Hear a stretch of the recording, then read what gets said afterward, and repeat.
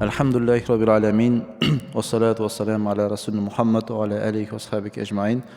Ассаламу алейкум рахматуллахи ва баракату. Құрметті бауырлар, құрметті бұл дәрістерді әлеуметтік желі арқылы көріп отқан бауырларымыз, Алла баршамызға пайдалы ілім нәсіп етсін, алған ілімдерімізге сай амал істеуді барша мұсылмандарға нәсіп етсін. Пайғамбарымыз саллаллаху алейхи уассалам хадистерінің бірінде кімде-кім менің сүннетімді жаңартатын болса, онда 100 шахидтің сауабын алады деп баршамызға пайғамбарымыз саллаллаху алейхи уассалам сүннетін ұстауға және оны жаңартуға шақырған болатын. Біз сол мақсатта пайғамбарым Мұхаммед саллаллаху алейхи уассалам қадір қасиетін сипаттайтын, ашықтайтын имам Қади Ғияд рахимахуллаху тағаланың Әш-Шифа бит-та'рифил хуқуқил Мустафа атты кітаптан дәріс ұйымдастыру үстіндеміз. Алдында еңбек демалысына байланысты және басқа да себептерге байланысты арада біраз уақыт тоқтау болды. Енді ары қарай дәрістерімізді қайтадан қолға алып, осы Шифа кітабын ары қарай жалғастыратын боламыз. Біз соңғы тоқтаған бабымыз 9-шы бап. Фима тадамманату суратул фатх мин караматихи. Алла Тағала қасиетті Құранда пайғамбарымыз саллаллаху алейхи уассаламның ерекшеліктерін, Алла елшісінің қадір қасиетін баяндайтын Фатх сүресінің алғашқы беттерінде Алла елшісінің қандай ерекшеліктері бар, Алла Тағала пайғамбарымыз саллаллаху алейхи уассаламға қандай артықшылықтармен бөлеген, сол жайлы бірнеше аяттармен танысатын боламыз. Алла Тағала қасиетті Құранда былай айтады: «Қала Аллаху Тағала инна фатахна лака фатхан мубина». Ей Мұхаммед, шын мәнінде біз саған ашық ашамыз дейді. Енді бұл аятқа тоқталмас бұрын, немесе осы аяттың мағынасын аштырмастан бұрын көңіл бөлетін бір дүние бар, өте маңызды. Білесіздер, пайғамбарымыз саллаллаху алейхи уассалам 10 жыл Меккедегі дінді насихаттау жұмыстарынан кейін Мекке халқының қысымын әбден көріп, пайғамбар Мұхаммед саллаллаху алейхи уассалам жаратушы иеміздің бұйрығымен Мекке қаласынан Мадина қаласына қоныс аударуға мәжбүр болады. Кейін пайғамбарымыз саллаллаху алейхи уассалам Мадина қаласына барып, ислам мемлекетінің туын тігіп, байрағы жоғарыда желбірегеннен кейін пайғамбарымыз саллаллаху алейхи уассалам ары қарай өзінің туып өскен елі, мекені Мекке қаласына барып, қасиетті Қағбаны тауаф етуді көп армандайды. Бұл арман тек қана пайғамбарымыз Мұхаммед саллаллаху алейхи уассалам арман емес, сонымен қатар көптеген сахабалар қайтадан Меккеге барып, қасиетті Қағбаны тауаф етуді армандайды. Сол армандардың бірінде пайғамбар Мұхаммед саллаллаху алейхи уассалам түсінде ұйықтара түс көреді. Түсінде пайғамбар Мұхаммед саллаллаху алейхи уассалам Меккені тауаф етіп жүргенін көреді. Және пайғамбарымыз үстіне ихрам киімін киіп, және сахабалардың кейбіреулері шаштарын қысқартқанын, кейбіреулері шаштарын түгел алған күйде түсінде пайғамбар Мұхаммед саллаллаху алейхи уассалам көреді. Бұл деген сөз, яғни жалпы баршамызға белгілі болғандай, Алла елшісі хадистердің бірінде пайғамбарлықтың 61 бөлігі бар, соның бірі шынайы түс деген.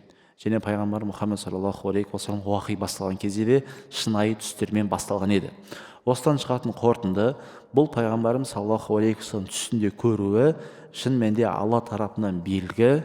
Пайғамбар Мұхаммед саллаллаху алейхи уассалам Меккеге барып, Қағбаны тауаф етіп, сөйтіп умраның рәсімдері біткеннен кейін шашын алатын көргендігін, яғни енді мұсылмандар барып Қағбаны тауаф ете алады деген ұғым болады. Сөйтіп пайғамбарымыз саллаллаху алейхи уассалам Мадина қаласынан бірнеше сахабаларын ертіп, Алла елшісі қасиетті Мекке қаласына жолға шығады. Сөйтіп пайғамбар Мұхаммед саллаллаху алейхи уассалам жолға келе жатқан кезде, Мекке қаласына жақындап қалған кезде Худайбия дейтін жерде пайғамбар Мұхаммед саллаллаху алейхи уассалам сахабаларын тоқтайды.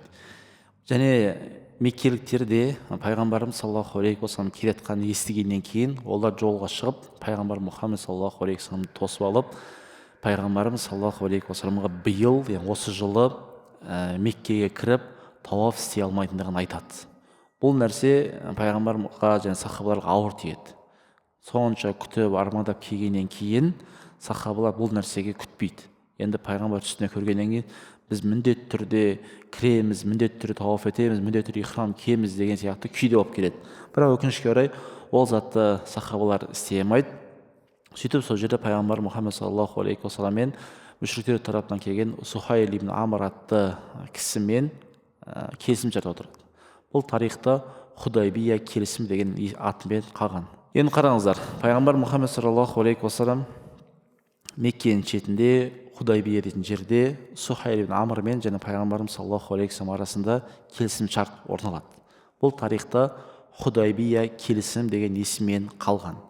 Осы келісім барысында мұсылмандар мен мүшриктердің арасында белгілі шарт қойылады. Соның бірінші шарты, биыл, яғни пайғамбарымыз саллаллаху алейхи Меккеге келген жыл, осы жылы Меккеге кірмей, ешқандай тауаф істемей, пайғамбарымыз саллаллаху алейхи вассалам сахабалармен қайтадан Мадина қаласына қайтады деген бірінші шарт тұрады. Екінші шарт, келесі жылы пайғамбарым Мұхаммед саллаллаху алейхи вассалам умра істейді, және пайғамбарымыз саллаллаху алейхи вассалам Меккеге келген кезде қылыштары болады, бірақ қылыштары қынапта тұрған күйде, яғни несінде, қылыштары өзінің несінде орында тұрған күйде болады, және пайғамбарымыз саллаллаху алейхи вассалам Меккені тауаф етіп 3 күн болып, 3 күннен кейін шығып кету керек болады. Болғанда меккелік мүшриктермен пайғамбарымыз саллаллаху алейхи вассалам келіседі.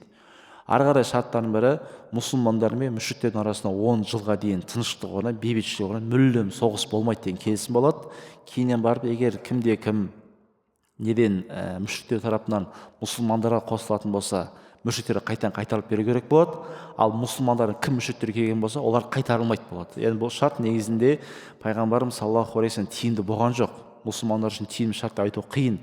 Бірақ айтса дағы пайғамбарымыз саллаллаху алейхи вассалам осыған келіседі. Тіпті осы келісім басында хат жазған кезде пайғамбарымыз саллаллаху алейхи вассалам білесіздер, умми болған, яғни Алла елшісі жазу сызу білмеген. Оның да өзінің үлкен хикметі бар. Мүмкін бір дәрісте айтып өтеміз, оны алдыда айтқан болатынбыз. Сол пайғамбарымыз саллаллаху Мұхаммад Расулулла, Аллахтың елшісі Мұхаммедтен жазу жазған кезде кім мүшриктердің бар тарапынан келген Сухайл ибн айтады: "Ей Мұхаммед, мен сенің Аллахтың елшісі екеніне сенбеймін" дейді. "Егер сенетін болсам, сен дінін қабылдайтын едім ғой" дейді. Сол себепті сен ол жаққа Мұхаммед Расулулла деп жазба, сен ол жаққа Абдулланың баласы Мұхаммед деп жаз дейді. Яғни Мұхаммед Алла елшісі деп жазба, Абдулланың баласы Мұхаммед деп жаз деп осылайша тапсырма келеді. Сөйтіп пайғамбарымыз саллаллаху алейхи вассалам Алиге соны өшір деп айтады. Сонда Али радиаллаху анху жоқ, мен өшірмеймін деп тұрып алады, табанын танытып. Сол кезде пайғамбарымыз саллаллаху алейхи вассалам: "Ей жаңағы Али, Мұхаммед деген жазу қайда, соны айтшы, мен өзім өшіремін" деп пайғамбарымыз саллаллаху алейхи вассалам өшіреді. Соны сөйтіп екі тараптан осылайша келісім орнайды. Осылайша меккелік мүшрик Сухайл ибн Амр дейтін адам мүшриктер тарапынан келген, және пайғамбарымыз Мұхаммед саллаллаху алейхи вассалам арасында келісім орнайды. Жаңа айтқанымыздай, келісім барысында пайғамбарымыз саллаллаху алейхи вассалам жазу сызу білмегеннен кейін, тіпті Мұхаммед Расулулла деген жазудың қай жақта екенін білмейді. Сөйтіп пайғамбарымыз саллаллаху алейхи вассалам өз мұбарак қолдарымен Мұхаммед Расулулла деген жазуды өшіреді. Сөйтіп Мұхаммед ибн Абдилла, яғни Абдулла ұлы Мұхаммед деп жазады. Сөйтіп Сухайл ибн Амр мен әлгі екі адамның арасында, яғни пайғамбарымыз саллаллаху алейхи вассалам арасында келісім орнайды. Келісім негізгі шарттарын айтатын болса, бірінші шарт, осы жылы пайғамбарымыз саллаллаху алейхи вассалам сахабалармен Меккеге кірмей қайтуға мәжбүр болады. Негізгі осы шарт. Екінші шарт, пайғамбарымыз саллаллаху алейхи вассалам мен мүшриктердің арасында орнаған, келесі жылы пайғамбарымыз саллаллаху алейхи вассалам Меккеге қайтадан келеді, сөйтіп умра істеп тек қана Меккеде 3 күн болады да қайтадан шығып кетуге міндетті болады. Сосын бар орнаған шарттардың бірі, мүшриктер мен мұсылмандар арасында 10 жылға келісім шарт орнайды, келісім шарт болады. Бұл келісім шарт негізінде соғыс болмай тыныштық орнау керек. Және кімде-кім мүшриктер тарапынан пайғамбар Мұхаммед саллаллаху алейхи вассалам мұсылмандар қатарына қосылатын болса, олар қайтадан Меккеге қайтарылу керек. Ал енді кім деген пайғамбарымыз саллаллаху алейхи вассалам исламнан шығып мүшриктерге қосыламын дейтін болса, оны қайтарылмайтын қылып шарт қылады. Негізі шартқа қарап отырсаңыздар, пайғамбарымыз саллаллаху алейхи вассаламға мұсылмандарға бұндай тиімді шарт емес. Осы шарт орнайды. Шарт орныққан соң, жаңағы Сухайл ибн Амр мен пайғамбарымыз саллаллаху алейхи вассалам осы нәрсе келіседі. Және пайғамбарымыз саллаллаху алейхи вассалам білесіздер, сахабаларға хабар береді, барлықтарының ихрамнан шығыңдар дейді. Ихрамнан шығу деген сөз құрмет бауыр, шаш алу. Егер қасиетті Мекке, Мадина қаласына барып, умра немесе қажылық рәсім өтеген болсаңыздар, бізде умраның біткенінің көрінісі шаш аламыз, сонымен біздің умрамыз аяқталады. Яғни умраға баратын кез келген адам өзі ихрам аймағы бар, сол жаққа кірген кезде міндетті ихрамның киіммен болу керек, ниет етіп кіру керек, сосын Кабаны тауаф ету керек, Сафа Маруаны жүріп, сол шашын алдырады, сонымен ол кісінің умрасы бітеді. Бірақ сахабалар умраны істеген жоқ ол бастан. Ихрам халіне кірді, бірақ Меккенің қасына барған кезде әлгі Меккелік мүшриктердің тыйым салғаннан кейін умраны істей алмайды. Сөйтіп пайғамбарымыз саллаллаху алейхи вассалам сахабаларға: болды, біз биыл умра істемейміз, барлықтарының шаштарын алыңдар, қайтамыз деп айтады. Пайғамбарымыз саллаллаху алейхи вассалам осылайша қайтамыз деп айтады. өйстіп айтқан кезде, құрметті бауырлар, сахабалар пайғамбарымыз саллаллаху алейхи уассаламға бойсұнбайды.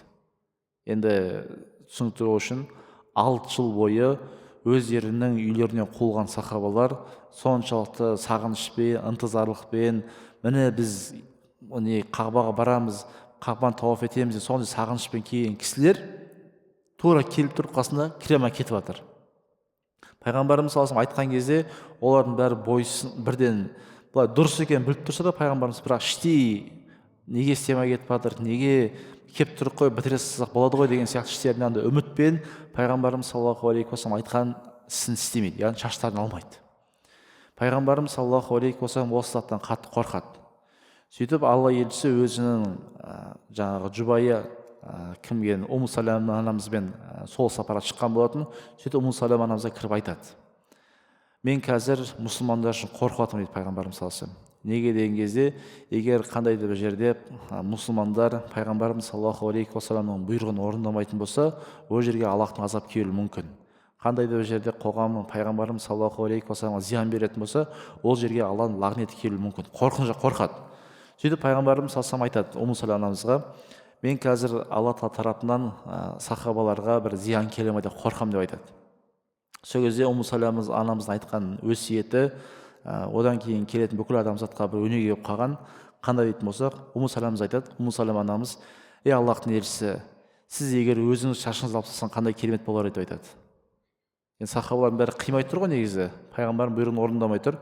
Сол кезде пайғамбарымыз саллаллаху Умму Салама анамыз айтады: ей Аллахтың елшісі, егер сіз шашыңызды өзіңіз алып тастасаңыз, сіздің шашыңызды алған көрген сахабалар автомат түрде олар шашын ала бастайды деп айтады. Сөйтіп пайғамбарымыз саллаллаху алейхи вассалам халыққа шашын алып шыққанын көргеннен кейін, яғни умраны біткендігін көрініс ғой енді. Сосын сахаба бірінен кейін бірі пайғамбарымыз саллаллаху алейхи вассалам шашын алғанын көргеннен бәрі бірден шашын алып, олар қайтадан Мадинаға жол жүре бастайды. Пайғамбарымыз саллаллаху алейхи вассалам Мадинаға келеді, келісімшарт орнап қойған. Және осы жаңағыдай келісімшарт барысында Абу Жандал дейтін адам, бұл кісі ислам қабылдаған, бірақ әлі Мадинаға қоныс аудармаған сахаба. Пайғамбарымыз саллаллаху алейхи вассалам: Аллахтың елшісі, мен сіздермен бірге қосылайын дейді. Бірақ пайғамбар айтады: жоқ, мен сені қосамайын дейді. Неге дейтін болса, біздің арамызда келісім бар. Келісім бойынша меккелік тарапынан кім Мадинаға баратын болса, қайтарылу керек деген келісім болады. Осы келісіміңізде мен сені қабылдай алмаймын деп пайғамбарымыз саллаллаху алейхи вассалам ол кісіні қайтарып жібереді. Тағы да осында бір сахаба пайғамбарымыз саллаллаху алейхи вассалам келген кезде оны да Алла елшісі қайтарып жібереді. Келісім шарт бойынша мен сендерді қабылдай алмаймын деп. Енді көрініс қандай болады? Кейбір сахабалар Меккеден шыққан, бірақ пайғамбарымыз саллаллаху алейхи вассалам қасына барып өмір сүре алмайды. Мұсылмандармен бірге бола алмайды. Өйткені келісім бар. Және білесіздер, пайғамбарымыз саллаллаху алейхи уассалам берген уәдесіне, сертіне және келісімге берік адам. Мына жақта басқаша сөйлеп, мына жақта басқаша сөйлейтін адам емес. Пайғамбарымыз саллаллаху алейхи уассалам осыған келіседі. Енді сахабалар не Меккеге қайта алмайды, өйткені мүшриктер бар, не мұсылмандарға қосыла алмайды, өйткені пайғамбарымыз саллаллаху алейхи вассалам келісім бойынша олар қабыл етуге хақысы жоқ. Сөйтіп осы орда қалғаннан кейін әлгі сахабалар өздері жиналып бір топ болады да, неден Шам өлкесінен келе жатқан Меккеге қарай баратын керуендер тонай бастайды. Олар күн көріс керек, ішіп жеу керек. Сөйтіп Меккеге баратқан сауда керуендерін осылайша тонай бастайды. Тонағаннан кейін әлгі меккеліктердің экономикалық жағдайын бұл нәрсе қатты әсер етеді. Енді бір тонайды, екі тонайды, үш тонайды. Сөйтіп олардың экономика жағдайын қатты әсер еткеннен кейін меккелік мүшриктердің өздері, Мекке мүшриктердің өздері пайғамбарымыз саллаллаху алейхи вассаламға, құрған келісім шартты бұзуға өздері өтініш білдіреді. Өйткені ереже бойынша мына кісі қайта Меккеден шыққан адамдар Мадинаға бара алмайды ғой негізінде. Енді бірақ Мадинаға кіре алмаған себеп олар меккеліктердің сауда керуендеріне өте көп орасан зиян береді. Осыдан олар шыдай алмай өте көп шығынға ұшырағаннан кейін келісім шартты бұзуға мәжбүр болады. Осы жерде ғалымдар айтады, мән беретін болсақ, пайғамбарымыз саллаллаху алейхи вассалам көргендігі. Негізі пайғамбарымыз осыны шешім қабылдаған кезде көптеген сахабалар, тіпті Омар радиаллаху анху болсын, немесе шаштарын алмаған сахабалар болсын, бәрі алғашқы кезде пайғамбарымыз саллаллаху алейхи вассаламның қабылдаған шешіміне разы болмаған еді. Біз кеп тұрық қой деп. Бірақ уақыт өте келе пайғамбарымыз саллаллаху алейхи вассалам қабылдаған шешімінің анық екені белгілі болады. Және осы оқиғадан кейін жаңағы пайғамбарымыз саллаллаху алейхи уассалам Худайбия келісім біткеннен кейін Алла елшісіне бүкіл сахабалар байғат береді. Байғат деген нәрсе серт береді. Біз енді Мұхаммедке бойсынамыз, Мұхаммедтің айтқанын орындаймыз деп, бұлар кәдімгідей серт береді. Бұл серт жай Алла тағала Құранда Фатх сүресінде егжей-тегжей баяндайды. Міне осы оқиғадан түсетін нәрсе, құрметті бауырлар, пайғамбарымыз саллаллаху алейхи уассаламның әлгі Худайбия келісімі ислам тарихындағы ең үлкен өзгерістер алып келген нәрсенің бірі болды. Ол не дейтін болсақ, пайғамбарымыз саллаллаху алейхи уассаламмен келісімге отырған мүшриктердің өздері келісімді түбінде бұзуға мәжбүр болды. Енді осы оқиға орын алып жатқан кезде, құрметті бауырлар, бұл хижреттің 6-шы жылы. Хижреттің 6-шы жылы. Пайғамбарымыз саллаллаху алейхи уассалам осы Худайбия келісімін осы жыл істеген. Ал Меккені болатын болса, пайғамбарымыздың хижреттің 8-ші жылы мұсылмандардың қолына өтті. Енді 6-шы жыл не нәрсе болды дейтін болсақ, Алла тағала қасиетті Құранда біздің бүгін айтқымыз келіп жатқан тақырыпта осы Алла тағала Фатх сүресін түсіреді. Бұл, құрметті бауырлар, хижреттің 6-шы жылы болып жатыр. Алла тағала қасиетті Құранда инна фатахна лака фатхан мубина деп айтады. Ей Мұхаммед, біз саған Меккені ашық, анық қылып ашып береміз дейді. Және қарасаңыздар, Алла тағала уже айтқан кезде инна фатахна лака фатхан мубина мағынасы, ей Мұхаммед, біз саған Меккені ашып қойдық деген сөз негізінде өткен шақта айтылған нәрсе. Бірақ пайғамбарымыз саллаллаху алейхи Мекке қолына өткен жоқ.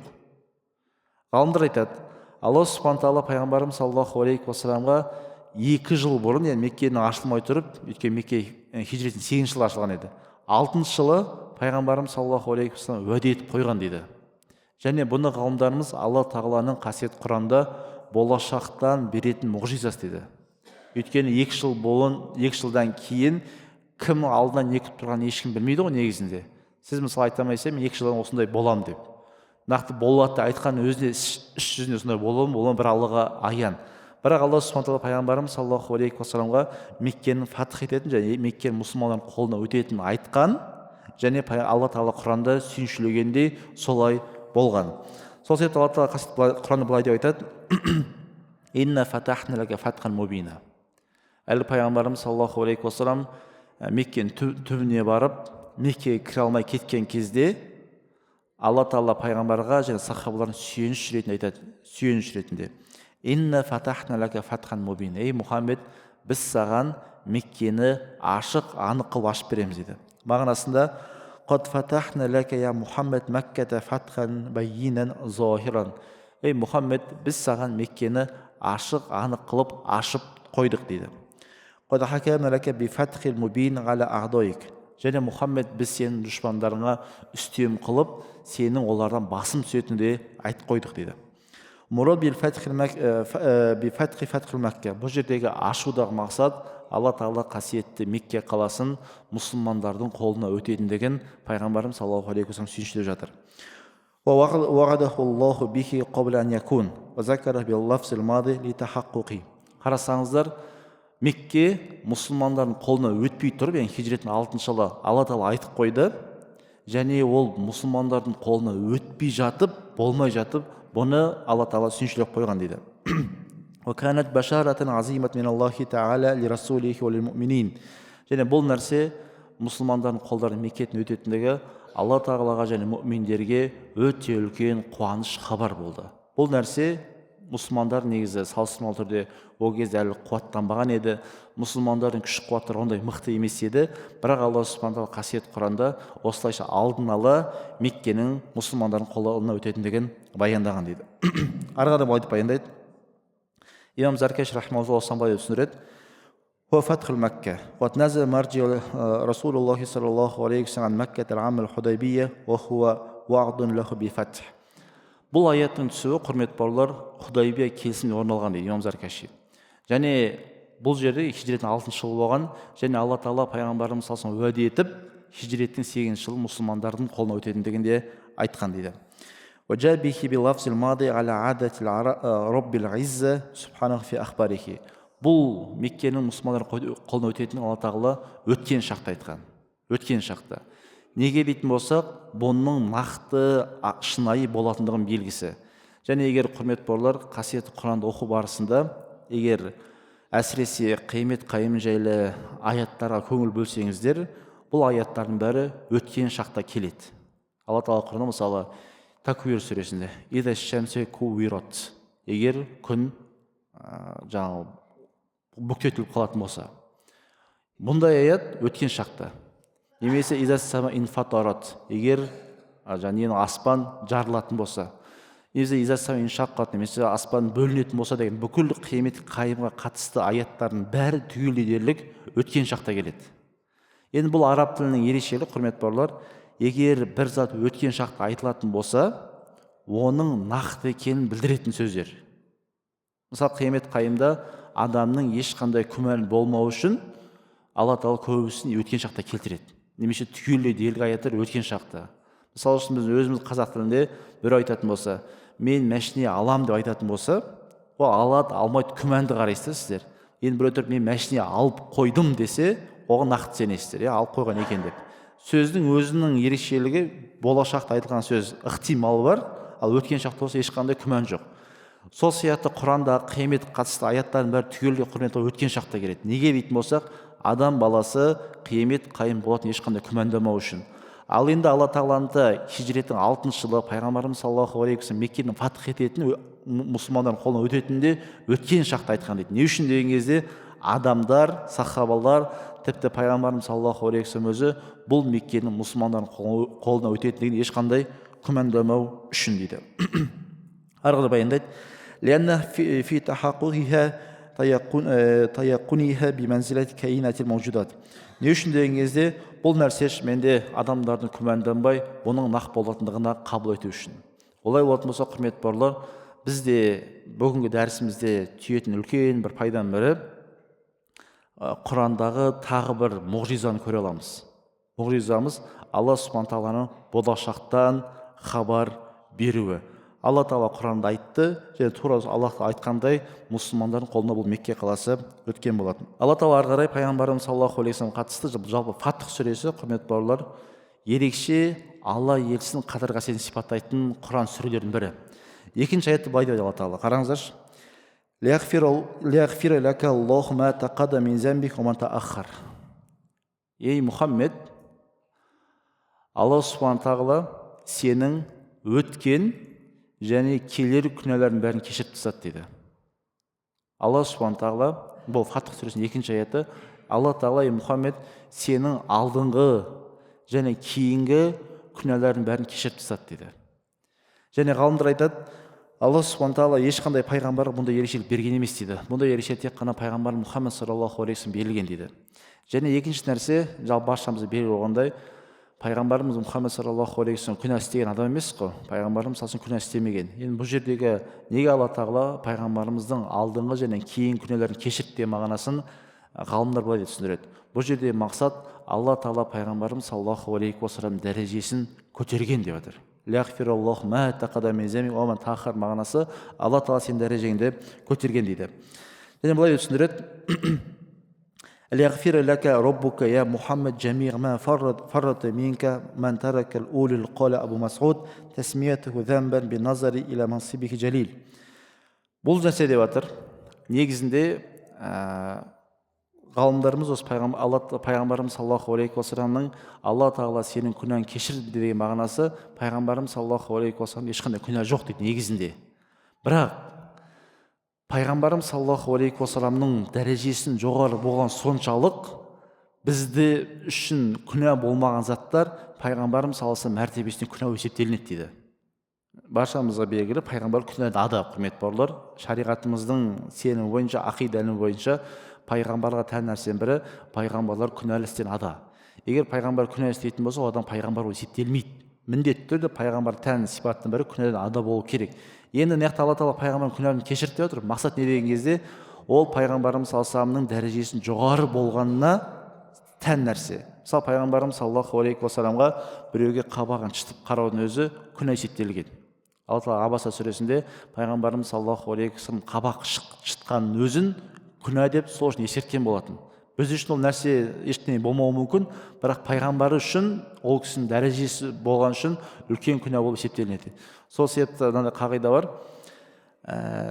кішілердің істеген кіші күнәлары үлкендер үшін үлкен күнә деп. Мақсаты яғни әулие кісілер үшін, әулие емес адамдардың істеген кіші күнәлары олар үшін үлкен күнә деп.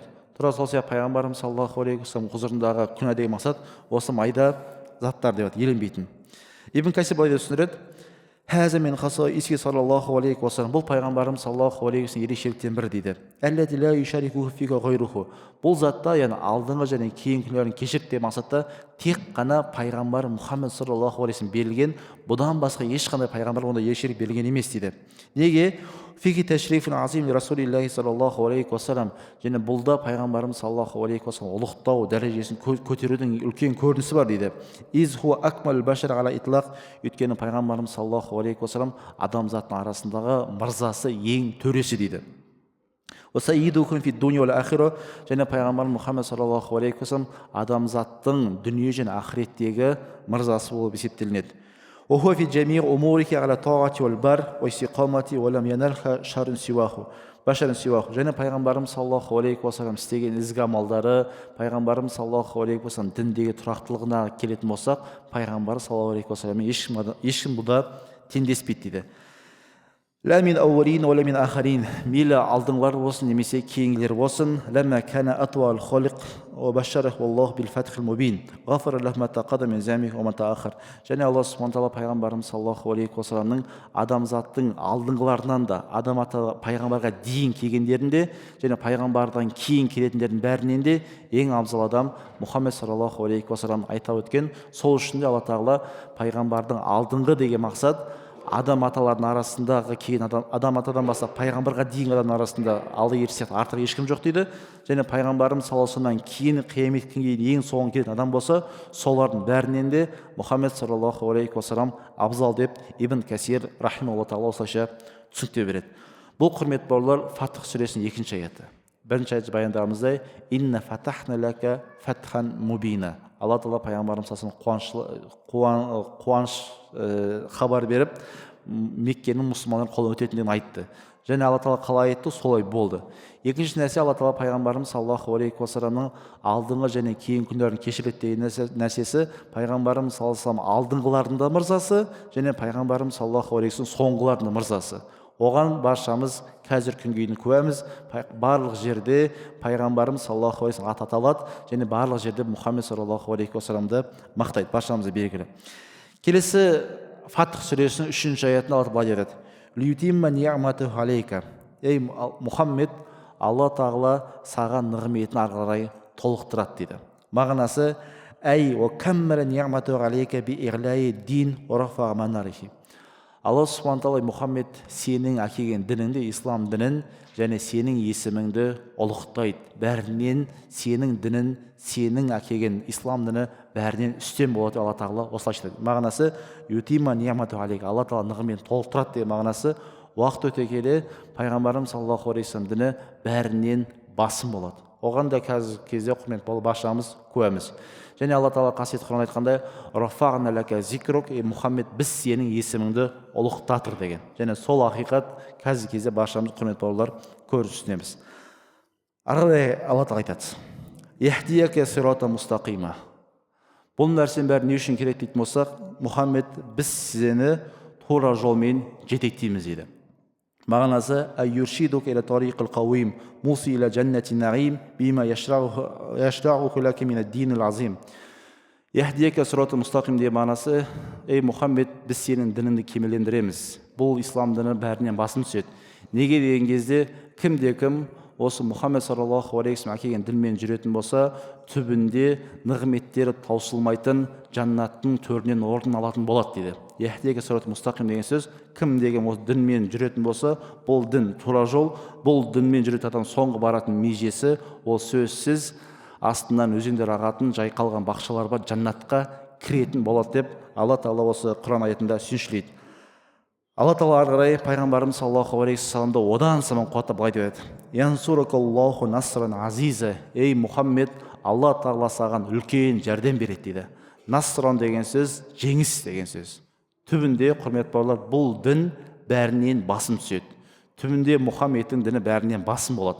Тіпті баршамыз білетін Құранда Наср деген сүре бар. Иза жа насруллахи уал фатх. ертең Алла тағаланың жеңісі келген кезде Мекке қаласы мұсылмандарға өтеді. Алла тағаланың дін адамдар топ-тобымен кіреді деп Алла тағала Наср сүресінде баяндаған. Міне Фатх сүресінде Алла тағала Янсуракаллаху насран азиза, ей Мұхаммед, Алла тағала саған үлкен күш демеу береді дейді. Және сен дейді бүкіл дұшпандардың үстінен Мұхаммед сен басым түсесің дейді. Мағынасы Янсуракаллаху ала а'дайка насран қауиян маниан. Ей Мұхаммед, Алла тағала саған жәрдем береді және сен барлық дұшпандардың үстінен басым боласың дейді. Бұл деген сөз ислам дінінде Мұхаммед саллаллаху алейхи уассаламда абырой бар дейді. Және Мұхаммед саллаллаху алейхи дінінде бәрінен басым түсетін күш қуатты Алла тағала береді дейді. Және Алла тағала пайғамбарымыз саллаллаху алейхи уассаламға бұл дүниеде де және ақыретте де баршасынан басым қылады. Баршамызға белгілі болғаны, құрметті бауырлар, пайғамбарымыз саллаллаху алейхи уассалам айбаттылық болған.